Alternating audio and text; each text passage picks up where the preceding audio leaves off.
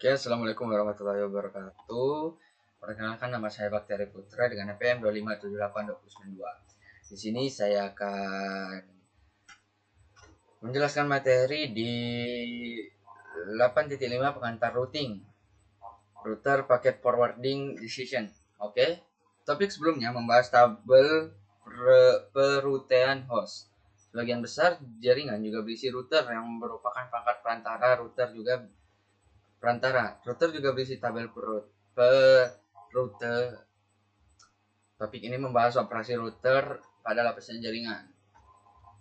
Router memeriksa alamat IP tujuan paket dan mencari di tabel peruteannya untuk menentukan kemana paket tersebut akan diteruskan. Tabel perutean berisi daftar semua alamat jaringan yang dikenal atau prefix dan kemana paket tersebut akan diteruskan. Entry-entry ini dikenal sebagai entry rute atau rute. Router akan meneruskan paket menggunakan entry rute yang paling cocok atau terpanjang. Oke, ini kita lihat ya entry rutenya. Di sini ada penjelasannya juga. Nah, di sini ada tabel berikut menunjukkan informasi penting dari tabel routing R1. Oke, di sini ya kita lihat bisa tabel perutean R1. Kita lanjut ke 8.5.2, tabel perutean router IP. Tabel perutean pada router berisi entry rute jaringan yang mencantumkan semua tujuan jaringan yang diketahui. Tabel perutean menyimpan 3 jenis entry rute. Satu, jaringan yang terhubung langsung. Yang kedua, jaringan jarak jauh. Dan juga 3, rute default. Ya, di sini ada penjelasannya.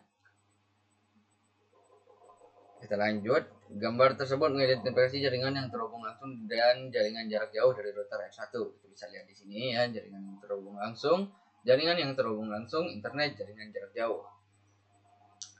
R1 memiliki 2 jaringan yang terhubung berlangsung. Di sini ya, R1. R1. Ini R1-nya. R1 juga memiliki jaringan jarak jauh yaitu 10.1.1.0 atau 24 dan internet yang dapat dipelajari. Oke, router dapat mempelajari tentang jaringan jarak jauh dengan salah satu dari 2 cara, yaitu secara manual dan juga dinamis. Kita lanjut ke 8.5.3, perutean statis. Rute statis ada entry yang dikonfigurasi secara manual. Gambar tersebut menunjukkan contoh rute statis yang dikonfigurasi secara manual pada rute R1. Rute statis tersebut mencakup alamat jaringan jarak jauh dan alamat IP dari router hop berikutnya. Oke, kita lihat di gambar ini ya. Oke ya. Jika rute dari R1 melalui R2 tidak lagi tersedia, rute statis baru melalui R3 perlu dikonfigurasi. Rute statis tidak secara otomatis menyesuaikan diri dengan perubahan topologi. Itu dia perbedaannya, teman-teman. Perutean statis memiliki karakteristik sebagai berikut. Rute statis harus dikonfigurasi secara manual. Administrator perlu mengkonfigurasi ulang rute statis jika terjadi perubahan topologi dan rute statis tersebut tidak lagi valid. Rute statis cocok untuk jaringan kecil dan ketika hanya ada sedikit atau tidak ada tautan redundan. Oke, 5.4 ada perutean dinamis. Protokol routing dinamis memungkinkan router untuk secara otomatis mempelajari dengan jarak jauh, termasuk router default dari router lain. Nah, protokol routing dinamis meliputi OSP dan Encode Interior Gateway Routing Protocol atau EIRP. Gambar tersebut menunjukkan contoh router R1 dan R2 yang secara otomatis berbagi informasi jaringan menggunakan protokol routing OSFP. Nah, di sini R1 menggunakan protokol OSPF untuk memberitahu R2 tentang jaringan 192.168.10.0/24. Ini dia R1.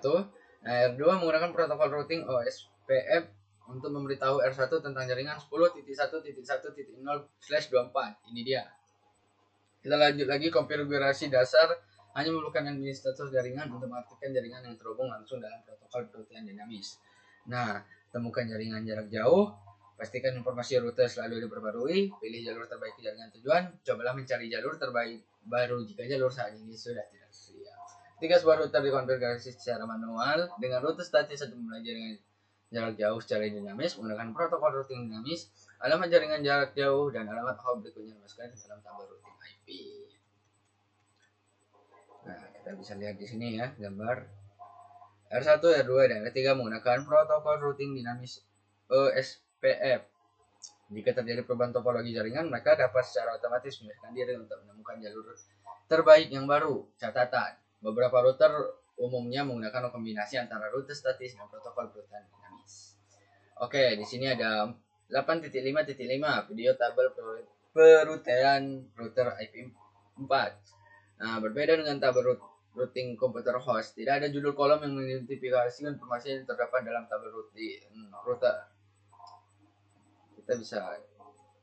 Kita langsung saja ke transkripnya ya. Kalau kita nge-review videonya terlalu panjang, di sini kita lihat ya, transkripnya sangat panjang ya. Kita bisa lihat sendiri di sini. Sampai dengan 5 menit 34 detik. Sangat memakan banyak waktu ya. Jadi kita langsung saja. 8.5.6 pengantar tabel perutean IP persimpan. Perhatikan pada gambar bahwa R2 terhubung ke internet. Ini dia ya, R2 terhubung ke internet. Ini bisa kita praktekkan di command line ya. Kita lanjut ke perintah show IP router. Di sini ada LCSOD, alamat IP antarmuka lokal yang terhubung langsung, jaringan yang terhubung langsung, router status administrator, OS FPF, Eiger HP. Nah, kita lanjut lagi ya. Tabel perutean menampilkan semua rute tujuan IP persimpan yang diketahui untuk R1. Rute yang terhubung langsung secara otomatis dibuat ketika antarmuka router dikonfigurasi dengan informasi alamat IP dan diaktifkan. Router R1 dan R2 menggunakan protokol routing dinamis OSPF untuk bertukar informasi router. Router default memiliki alamat jaringan yang seluruhnya terdiri dari angka 0. Misalnya alamat IP persimpan adalah 0.0.0.0. Enter rute statis dalam tabel perutean dimulai dengan kode S seperti yang ditunjukkan pada contoh.